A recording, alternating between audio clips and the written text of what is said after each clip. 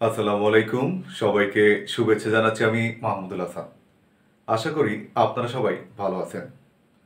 আমরা অনেক সময় দেখেছি চাকরির পরীক্ষায় এবং বিভিন্ন প্রতিযোগিতামূলক পরীক্ষায় বাংলা ব্যাকরণের আলোচ্য বিষয় সম্পর্কে প্রশ্ন আসে। কখনো পরীক্ষায় প্রশ্ন আসে যে বাগধারা বাংলা ব্যাকরণের কোন অংশে আলোচিত হয়। কখনো পরীক্ষায় প্রশ্ন আসে সমাস বাংলা ব্যাকরণের কোন অংশে আলোচিত হয়। আজকে আমরা এই ছোট্ট ভিডিওর মাধ্যমে জানব বাংলা ব্যাকরণের আলোচ্য বিষয় সম্পর্কে। বাংলা ব্যাকরণের আলোচ্য বিষয় হচ্ছে 4টি। এবার আমরা ব্যাখ্যা সহকারে জানব। চলুন বোর্ডের দিকে লক্ষ্য করা যাক। বাংলা ব্যাকরণের আলোচ্য বিষয় 4টি: ধ্বনিতত্ত্ব, রূপতত্ত্ব, বাক্যতত্ত্ব, অর্থতত্ত্ব। আমি আবারও বলছি, বাংলা ব্যাকরণের আলোচ্য বিষয় 4টি: ধ্বনিতত্ত্ব, রূপতত্ত্ব, বাক্যতত্ত্ব, অর্থতত্ত্ব।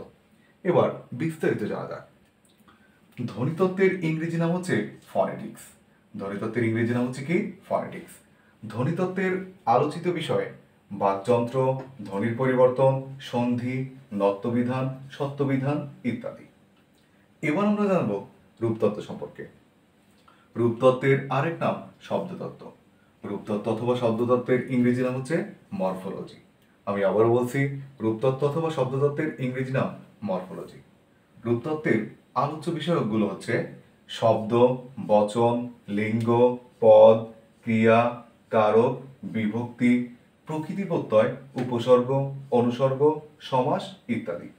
আমি আবারও বলছি, রূপতত্ত্ব বা শব্দতত্ত্বের আলোচিত বিষয়সমূহ: শব্দ, বচন, লিঙ্গ, পদ, ক্রিয়া, কারক, বিভক্তি, প্রকৃতি প্রত্যয়, উপসর্গ, অনুসর্গ, সমাস ইত্যাদি।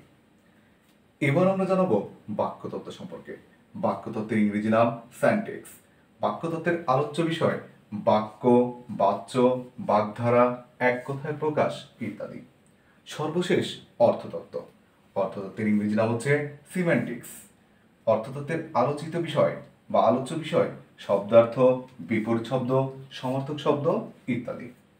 তাহলে আমরা আজকের এই ভিডিওর মাধ্যমে জানলাম বাংলা ব্যাকরণের 4টি আলোচ্য বিষয়ের বিস্তারিত।